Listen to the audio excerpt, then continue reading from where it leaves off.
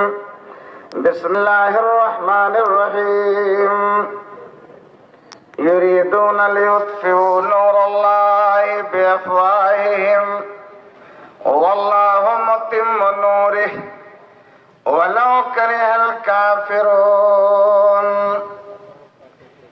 وقال تعالى في موضع آخر أعوذ بالله من الشيطان الرجيم فلا وربك لا يؤمنون حتى يحكموك فيما شجر بينهم ثم لا يجدوا في أنفسهم حرجا مما قضيت ويسلموا تسليما.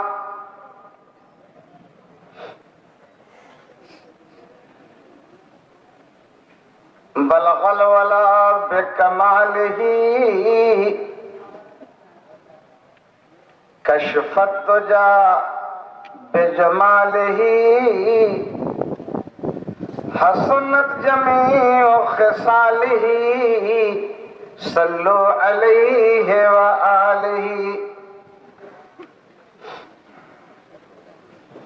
کہ محمد سے وفا تو نے تو ہم تیرے ہیں، یہ جہاں چیز ہے کیا لوح و قلم تیرے ہیں.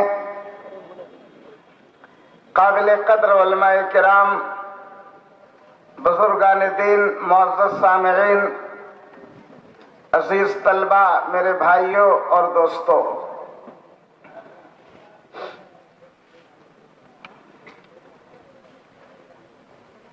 ہمارے یہ بچے جو آج جامعہ عربیہ عالیہ عربیہ سے فارغ ہو کر کے عالم و فاضل بن کر کے نکل رہے ہیں، جنہوں نے کتب ستہ کو یہاں پڑھا، یہاں کے اساتذہ نے احادیث کا ورد کرایا،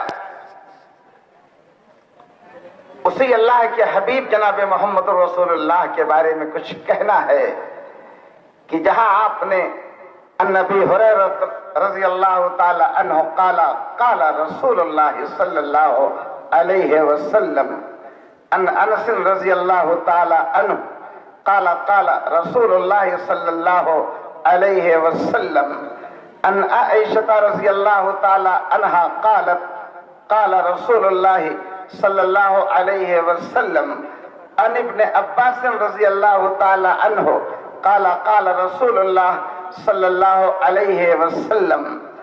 آپ نے اسی فراغت کے ساتھ کتنی مرتبہ اپنی زبان پر جناب محمد رسول اللہ صلی اللہ علیہ وسلم کے درودیہ کلمات کو جاری کیا ہے، اور اللہ کی کتنی رحمتیں اس کے ذریعہ آپ پر اتری ہیں کہ آپ خود سوچ نہیں سکتے.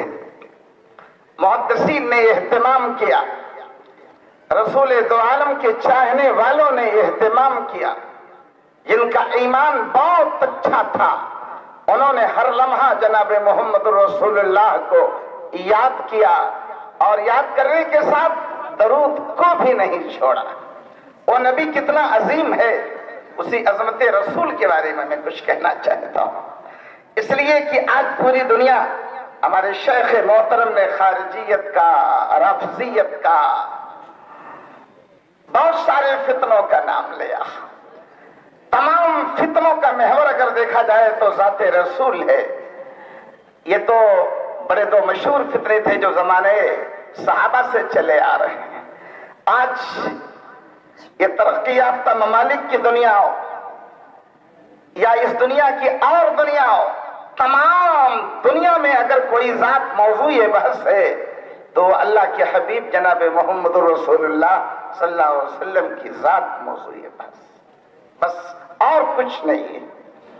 اللہ تعالیٰ نے اپنے حبیب جناب محمد رسول اللہ کا اتنا احترام فرمایا، کہا میرے حبیب سے محبت کرو گے تو مجھ سے کرو گے، میری اگر ماننی ہے تو میرے حبیب کی بات مان لو، اگر میرے حبیب سے ٹکراؤ گے تو مجھ سے ٹکراؤ گے. تمہارا ایمان کامل ہو نہیں سکتا جب تک میرے حبیب کے فیصلے کے سامنے تم سر نہ جھکا لو. یہ اللہ نے قرآن میں کہا، قرآن میں اللہ نے واضح کیا اور یہ بتلایا پوری دنیا کو کہ جناب محمد رسول اللہ کی ذات کتنی عظیم ہے۔ اللہ نے پیار کیا، اللہ کے آسمانوں کے فرشتوں نے پیار کیا، اور مکہ، مدینہ، شام، یمن، فلسطین، عراق، ایران، ان تمام علاقے کے کلمہ گو نے نبی کریم جناب محمد رسول اللہ سے محبت کیا۔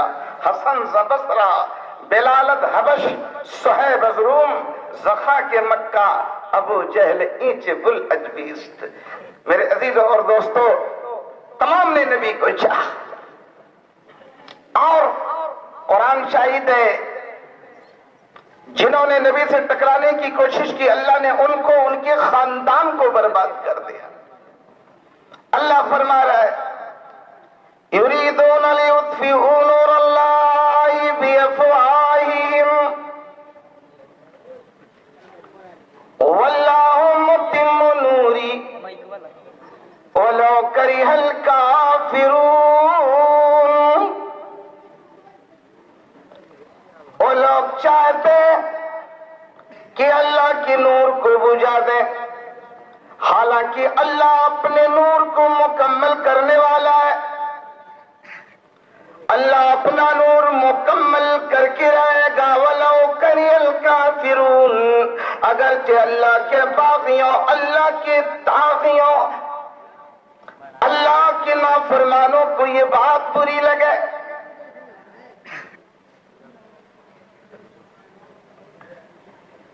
اللہ کے نبی جناب محمد رسول اللہ صلی اللہ علیہ وسلم کو اللہ نے پیغمبر بنایا، آپ کو اعلان کرنے کا حکم دیا۔ آپ نے اعلان کیا، یا ایھا الناس قولوا لا الہ الا اللہ تفلحوا۔ سارے مکہ کے لوگ 40 سال تک مکہ کی گلیوں میں اگر اللہ کے حبیب کا گزر ہوتا، آواز آتی کہ اس سے بڑا سچا کوئی مکہ میں نہیں ہے۔ اللہ کے نبی اگر مکہ کی گلیوں سے گزرتے تو آواز آتی اس سے بڑھ کر کوئی امانت دار نہیں ہے۔ اللہ کے نبی کی شرم کی تعریف، حیا کی تعریف، امانت کی تعریف، دیانت کی تعریف، صداقت کی تعریف، عفت و پاک دامنی کی تعریف مکہ کے گھر گھر، مکہ کی گلی کوچوں میں ہو گئی۔ لیکن آپ نے جب یہ اعلان کر دیا، ایک اللہ کی بات کی، ہر زمانے میں اسی پہ آ کے جھگڑا ہو گیا، معاملہ پھنس گیا۔ ایک اللہ کی بات آئی، معاملہ بگڑ گیا۔ آپ نے ایک اللہ کی بات کی، آپ کا سگا چچا ابو لہب دشمن ہو گیا، ابو جہل دشمن ہو گیا، عتبہ دشمن ہو گیا، شیبہ دشمن ہو گیا، امیہ دشمن بن گیا، ابی دشمن بن گیا، ولید ابن مغیرہ آپ کا بہت بڑا دشمن بن گیا۔ یہ دشمنوں کی چھوٹی سی لسٹ ہے۔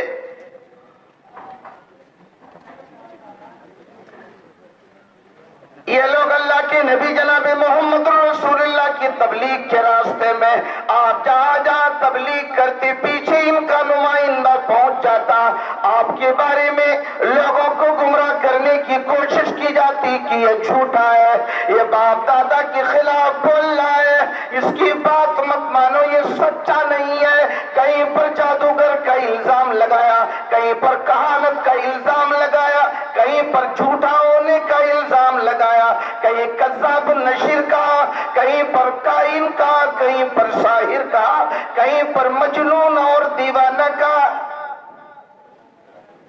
یہ سارا الزام۔ امام بخاری رحمت اللہ علیہ، وَالضُّحَىٰ وَاللَّيْلِ إِذَا سَجَىٰ مَا وَدَّعَكَ رَبُّكَ وَمَا قَلَىٰ، ما ودعك ربك وما قلى کی تفسیر میں امام بخاری رحمت اللہ علیہ لکھتے ہیں کہ اللہ کے نبی کی طبیعت مکہ مکرمہ میں 2-3 رات بگڑ گئی. آپ عبادت کرنے کے لیے نہیں اٹھے. آپ 2-3 رات نہیں اٹھے. ایک عورت آئی اور آ کے کہنے لگی, اللہ کے حبیب سے کہنے لگی, قد خلاک الشیطان, لگتا ہے تیرے شیطان نے تمہیں چھوڑ دیا ہے. ذرا دیکھنا, اللہ نے قرآن میں کچھ دشمنوں کے جملوں کا اہتمام کیا. کہا تم کو تمہارے شیطان نے چھوڑ دیا. حافظ ابن حجر رحمت اللہ علیہ اس عورت کی تعیین فرماتے ہیں, کہتے ہیں کہ وہ عورت اور کوئی نہیں, ابو لہب کی بیوی ام جمیل تھی. رسول دو عالم جناب محمد رسول اللہ کے سگے چچا کی بیوی آپ کی سگی چچی تھی. قد خلاک الشیطان, لگتا ہے تیرے شیطان نے چھوڑ دیا. اللہ تعالیٰ نے جبرائیل کو بھیجا. جبرائیل آئے اور اسی زبان میں آیت نازل ہو گئی, والضحیٰ واللیل اذا سجا ما ودعک ربک وما قلی. ضحیٰ کی قسم, چاشت کے وقت کی قسم, رات کی قسم جب کی اٹھانپ لے, ما ودعک ربک وما قلی. اللہ اپنے حبیب سے مخاطب ہے. اللہ دنیا کے پیارے, ہم تمام اہل ایمان کے آنکھوں کے نیارے پیارے سے مخاطب ہے. اللہ کہہ رہا ہے ما ودعک ربک وما قلی. میرے حبیب, وہ کہتی کہ شیطان نے تمہیں چھوڑ دیا. تم یہ سن لو, ما ودعک ربک وما قلی, تمہاری پروردگار نے تم کو چھوڑا نہیں ہے اور تم سے وہ بیزار نہیں ہے. تم کو بھلا کیسے تیرا پروردگار چھوڑے گا؟ تم کو بھلا کیسے پروردگار چھوڑ کر بیزار ہو جائے گا؟ اس نے قلا بولا, اللہ نے اسی قلا پر جواب دے دیا. اور ایک چیز بتا دو جی, یہ تو ام جمیل کا معاملہ تھا. ابو لہب نے نبی کے لیے تب کہا تھا. کیا کہا تھا؟ تب کہا تھا. کوہ صفا کے دامن میں اللہ کے نبی نے بلوا کر کے کہا تھا کہ تمہاری بدعملی کی وجہ سے میں اللہ کا عذاب آتا ہوا دیکھ رہا ہوں. تب ابو لہب نے کہا تھا, تبت یدا تبت لک لہذا دعوتنا, اے محمد تو برباد ہو جائے, کیا تو نے ہم لوگوں کو اسی لیے بلایا ہے؟ اللہ تعالیٰ نے اسی کے لفظ میں, اسی کے جملے میں ابو لہب کو جواب دیا اور کہا تبت یدا ابی لہب, میرا حبیب نہ برباد ہو بلکہ ابو لہب کے دونوں ہاتھ ٹوٹ جائے, وہ تب اور خود برباد ہو جائے. اسی لفظ میں ابو لہب نے تب بولا, اللہ نے تبت یدا ابی لہب بولا, ام جمیل نے قلا بولا. اللہ نے کہا ما ودعک ربک وما قلی. اور بتا دو جی, علماء مفسرین لکھتے کہ ابو لہب کی بیوی ام جمیل نبی کریم کی دشمنی میں اتنی دیوانہ کہ اس کے گلے میں 9 لکھ ہار تھا, قیمتی ہار تھا. وہ قیمتی ہار نکال لیتی اور مکہ کی گلیوں میں ایسے نچاتی, اپنی انگلی پر لے کر ہار کو انگلی میں نچاتی. اللہ نے کہا فی جیدہا حبل من مسد. اور علماء بیٹھے ہیں, عربی میں گردن کے لیے لفظ عنق آیا ہے, عنقن مانے گردن, لیکن ابو لہب کی بیوی ام جمیل کے لیے اللہ نے جیت کا لفظ استعمال کیا ہے. اور علماء مفسرین لکھتے ہیں جیت کا لفظ گردن کے لیے اس وقت بولا جاتا ہے کہ جس وقت کسی عورت کے گلے میں سونے, چاندی اور موتیوں کا ہار ہو, یعنی ہار والی گردن کے لیے جیت بولا جاتا ہے, عام گردن کے لیے عنق بولا جاتا ہے. اللہ نے کیا کہا؟ سردار کی بیوی 750 तोला सोने का मालिक यमन और शाम तक तिजारत चल रही है। दो बेटे तिजारत कर रहे हैं, तिजारत पर नाज है। अबू लहब दुश्मनी में पागल तो उम्मे जमील भी नबी की दुश्मनी में पागल है। अल्लाह ने कहा पीजी दिया हबलुम मिन मसद, जिस खूबसूरत गर्दन में नौलखा हार पहनती हो इसमें खजूर की रस्सी या मूंज की रस्सी डाल करके मारूंगा। अल्लाह ने मसद का दो तर्जमा किया गया, खजूर की जो रस्सी उसको भी मसद बोला जाता है, और दरिया के किनारे रेगिस्तानी इलाकों में औरतें जिससे ठकिया बुनती हैं उनको उसको मूंज कहा जाता है, यानी मूंज की रस्सी या खजूर की रस्सी। अल्लाह ने कहा ये डाल करके मारूंगा। जिस गर्दन में तुम इतना कीमती हार पहन के घूम रही हो और यह हार निकाल कर नचाती हो, आवाज लगाती, उम्मे जमील मक्का के नौजवानों को बुला करके कहती कि मक्का के नौजवानों तुम्हारी जवानी कहां चली गई? ये मोहम्मद जितने तमाम घरों में खलफशार मचा रखा है, हार नचाती और कहती जो मोहम्मद को मार डालेगा तुम्हारे सरदार की बीवी ये नौलखा हार उसको इनाम में दे देगी। नौलखा हार काम ना आया। अल्लाह ने कहा मामद्दा कर पुकारो मा कला, मेरे हबीब तेरे परवरदिगार ने तुमको छोड़ा नहीं है, वो मा कला और तुमसे बेजार नहीं हुआ है। वलल आखिरतु खैरुल लका मिनल ऊला, मेरे हबीब आज का दिन कुछ है, कल का दिन कुछ और होने वाला है। आप तेरे बगल में अबू बकर है, आप तेरे बगल में अली है, आप तेरे बगल में ज़ैद इब्ने हारिसा है, आप तेरे बगल में तलहा जुबैर साद इब्ने वक्कास और अब्दुल रहमान है। लेकिन कल का जो दिन आने वाला है वो दिन तुम्हारे लिए बहुत अच्छा होने वाला है। कुर्बान जाओ कुरान पर। अल्लाह के हबीब जनाब मोहम्मद रसूलुल्लाह को अल्लाह तसल्ली दे रहा है, हज्जतुल विदा फरमा रहे हैं। एक जमाना था मुट्ठी भर जमात है, आज हज्जतुल विदा जनाब मोहम्मद रसूलुल्लाह अदा करने के लिए आए हैं। 1,44,000 नबी के मत वाले नबी करीम के इर्द गिर्द नजर आ रहे हैं। आखिरत खैरुल लका मिनल ऊला, दुनिया से बेहतर आखिरत है, आज से बेहतर कल है, कल आने वाला बहुत अच्छा होने वाला है। अल्लाह ताला ने तसल्ली दिया। अबू लहब मर गया, मौत आई तो मरने से पहले कुत्ते की आवाज उसके मुंह से निकली।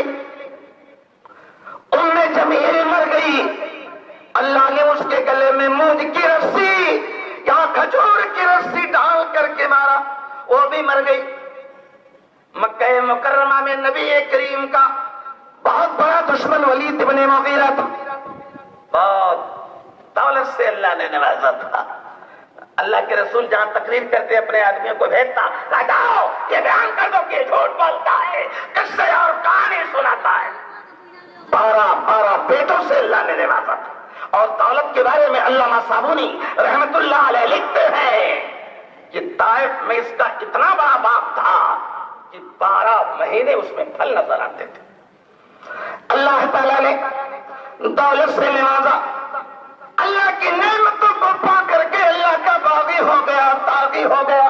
अल्लाह ताला ने औलाद से नवाजा, अल्लाह का शुक्रिया नहीं अदा किया, बल्कि इस जमीन की सबसे बड़ी नेमत जनाब मोहम्मद रसूलुल्लाह सल्लल्लाहु अलैहि वसल्लम में उनकी दुश्मनी पर आमादा हो गया।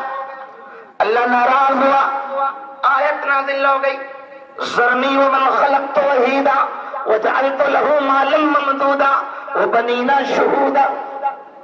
आदमी जब समाज में झगड़ा होता है, लड़ने वाले होते, कहते हट जाओ, आने दो, मुझसे आओ। अल्लाह ने यही उसलूब अख्तियार किया है। अल्लाह ने अपने हबीब से कहा, मेरे हबीब तुम हट जाओ, और वलीद को कह दो कि आके मुझसे लड़े, मुकाबला मुझसे करे। अल्लाह ने कहा मैंने इसे अकेले बनाया, मैंने इसे माल दौलत से नवाजा, میں نے اسے بیٹوں سے نوازا. اللہ نے آگے کہا سوسلی ہے سقر. آگے اللہ ڈانٹتے ہوئے کہہ رہا سوسلی ہے سقر, میں اسے سقر میں داخل کروں گا. وما ادراک ما سقر, او میرے حبیب میں تمہیں کیا بتلاؤں کہ یہ سقر کیا ہے. لا تبقی ولا تذر, جو نہ چمڑی چھوڑے گی اور نہ ہڈیوں کو چھوڑے گی, تمام کو جلا کر خاک کر ڈالے گی. علیہا 19, اس کے منہ پر 19 فرشتے ہوں گے. میرے عزیز طلبہ ہے, 28واں 29واں 30واں پارہ, اس کی تفسیر پڑھ کے آپ جا رہے ہو. اللہ نے کہا اس پر 19 فرشتے ہوں گے. ابو جہل, ولید, یہ دونوں بھاگتے ہوئے آپس میں ملے. ولید نے کہا ابو جہل ہوگا کیا, محمد جہنم کی دھمکی بھی دے رہا ہے اور کہہ رہا ہے اس پر 19 فرشتے ہوں گے. تو ابو جہل نے کہا سردار پرواہ کیوں کرتے ہو, ہم نے جن پہلوانوں کو پال رکھا ہے وہ پہلوان کہاں جائیں گے. علامہ ابن کثیر رحمت اللہ علیہ لکھتے ہیں اس وقت مکہ مکرمہ کا سب سے مشہور اور بڑا پہلوان کلدہ تھا. اس کی کنیت ابو الاسد تھی. طاقت قوت میں اتنا مشہور تھا کہ کوئی بھی پہلوان اس کے مقابلے میں اکھاڑے میں آنے کو تیار نہیں تھا. ابو جہل نے ولید بن مغیرہ سے کہا مت ڈرو. کلدہ کو بلوایا, آیا کلدہ. کلدہ کے سامنے ابو جہل نے رکھا, کہا محمد ہم لوگوں کو دھمکی دے رہا ہے کہ ہم جہنم میں جائیں گے اور اس کے اوپر 19 فرشتے مسلط ہوں گے. کلدہ کھا پی کر کے موٹا, کہا 19, کہا میرے سردار میری بہادری کا چرچا مکہ نہیں مضافات مکہ میں ہے. آج تک کوئی اکھاڑے میں میرے مقابلے میں اترا نہیں. اچھے اچھے پہلوان میرا نام سنتے ہیں اور سن کر کے کترا جاتے ہیں. کلدہ نے کہا میرے سردار 19 فرشتوں کا نام محمد نے لیا ہے, 17 فرشتوں کو تو میں اکیلے مار ڈالوں گا. کیا کہا 17 فرشتوں کو تو میں اکیلے مار ڈالوں گا, باقی 2 فرشتے رہ گئے. 5 پہلوانوں نوجوانوں کو مکہ سے ڈھونڈ لو, 10 نوجوان آ جائیں گے, وہ دونوں فرشتوں کو مار ڈالیں گے, آپ اس کی پرواہ نہ کرو. ابو جہل کو تسلی ہو گئی. ولید ابن مغیرہ بھی خوش ہو گیا کہ چلو کلدہ نامی پہلوان ہے. کچھ دنوں کے بعد کلدہ نے ابو جہل اور ولید کو بلایا, کہا میرے سرداروں کب تک تم لوگ محمد کی بات سنو گے, محمد سے میری کشتی کروا دو. میں محمد کو جب پٹک کے مار لوں گا تو محمد کی زبان دوبارہ نہیں کھلے گی. ان لوگوں نے کہا یار بات تو اچھی بول دیا, ایک بار جہل لڑا اور پٹک دیا, مجھے معلوم نہیں تھا. وہ آنکھوں سے دیکھتا تھا. کلدہ موٹا, پٹھے موٹے موٹے, قد دراز ہے, لئیم و شہیم ہے, اور اللہ کا حبیب جناب محمد الرسول اللہ سوکھی روٹیاں کھا کر جوان ہوا ہے. صحابہ مدینے کے بیان کرتے ہیں کہ اللہ کے حبیب جناب محمد رسول اللہ صلی اللہ علیہ وسلم عشاء کی نماز پڑھ کے سو گئے, فجر کی نماز ہو گئی, آپ نے ادا کر لی, تسبیح و تہلیل آپ نے ادا کیا. ادا کرنے کے بعد آپ عائشہ کے حجرے میں گئے, آواز لگائی عائشہ کچھ کھانے کو ہے کہ نہیں, آواز آئی کچھ بھی نہیں. آگے بڑھے حفصہ کے حجرے میں گئے, آواز لگائی حفصہ کچھ کھانے کو ہے کہ نہیں, آواز آئی نہیں ہے. آگے صفیہ کے حجرے میں گئے, آواز لگائی صفیہ کچھ کھانے کو ہے کہ نہیں, جواب ملا نہیں ہے. آگے بڑھے میمونہ کے گھر گئے, کچھ کھانے کو ہے کہ نہیں, جواب ملا کہ نہیں ہے. آگے بڑھے زینب کے گھر میں گئے, پوچھا کچھ کھانے کو ہے کہ نہیں, جواب ملا کہ نہیں. آگے بڑھے ام حبیبہ کے گھر میں گئے, پوچھا کچھ کھانے کو ہے کہ نہیں. تمام امہات المومنین کے حجروں کا اللہ کے حبیب چکر لگاتے اور پوچھتے کہ بولو کھانے کو کچھ ہے کہ نہیں, جواب ملتا نہیں ہے نہیں ہے نہیں ہے نہیں ہے. اللہ کے حبیب بول پڑتے کوئی بات نہیں, میں روزے سے رہوں گا. کیا کہتے کوئی بات نہیں، روزے سے میں رہوں گا۔ شام آئی، دن ڈوبنے کو ہوا، اذان مغرب کی دے دی گئی، اللہ کے نبی نے پانی منگایا اور پی لیا، افطار کر لیا۔ امہات المومنین کے گھروں میں چولہے نہیں جل رہے، کھانے کے سامان نہیں ہے، رات اللہ کے حبیب نے گزار دی، پیٹ پر پتھر بتائے، فجر کی نماز ادا کی، ادا کرنے کے بعد پھر بیویوں کے حجروں کا چکر لگایا، کھانے کو ہے کہ نہیں، کھانے کو ہے کہ نہیں، نہیں ہے، نہیں ہے، نہیں ہے، نہیں ہے۔ اللہ کے حبیب بول پڑتے کوئی بات نہیں، میں روزے سے رہوں گا۔ کلدہ نے مکہ میں یہی دیکھا کہ یہ دبلا پتلا مجھ سے کیا لڑے گا، لیکن مدینے کی بات اٹھا کے لاتا ہوں۔ اللہ کے نبی ایسے لگاتار روزہ رکھتے۔ آج پبلک کی طرح نہیں کہ عالم اگر غلطی کرے تو یہ پبلک محلوں میں اس کی برائی کرے، لیکن اگر عالم تہجد پڑھے تو تہجد پڑھ کر کے عالم کی تعریف نہ کرے۔ صحابہ کیا تھے؟ نبی جو کرتے وہ دیکھ کر کرنا شروع کر دیتے۔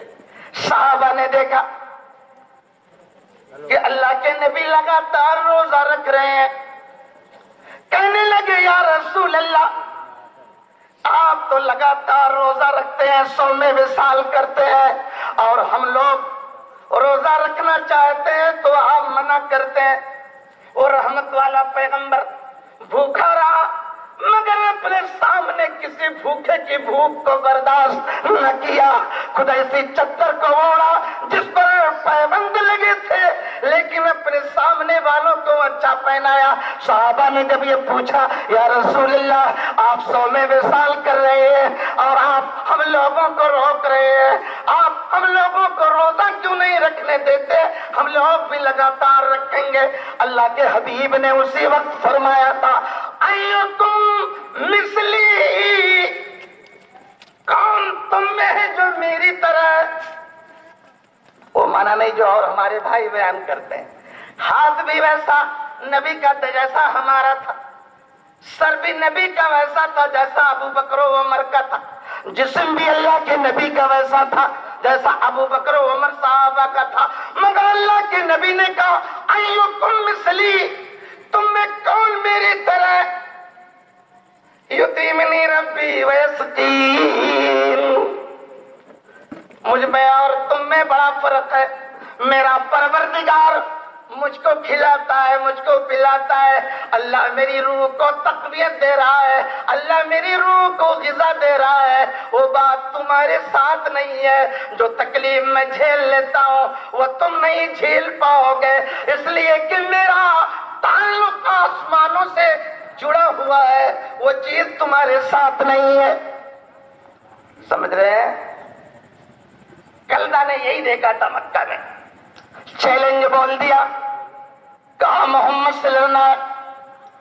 دھیرے دھیرے آواز جناب محمد الرسول اللہ صلی اللہ علیہ وسلم کے کان تک آئی۔ آپ کے ماننے والوں نے بتایا یا رسول اللہ، کلدہ آپ سے لڑنا چاہتا ہے اور وہ لوگ اکھاڑے کی تیاری کر رہے ہیں۔ اللہ کے نبی نے 63 سال کی زندگی میں کبھی کسی پہ انگلی نہ بڑھائی اور بڑھ کر کے کبھی کسی کو نہ کہا، لیکن اگر کسی نے چیلنج بولا تو اس چیلنج کو جناب محمد الرسول اللہ نے قبول کر لیا، چیلنج قبول کیا۔ میرے بچوں، 28واں 29واں پارہ ابھی میں اس کی وضاحت کو تفصیل کر رہا ہوں۔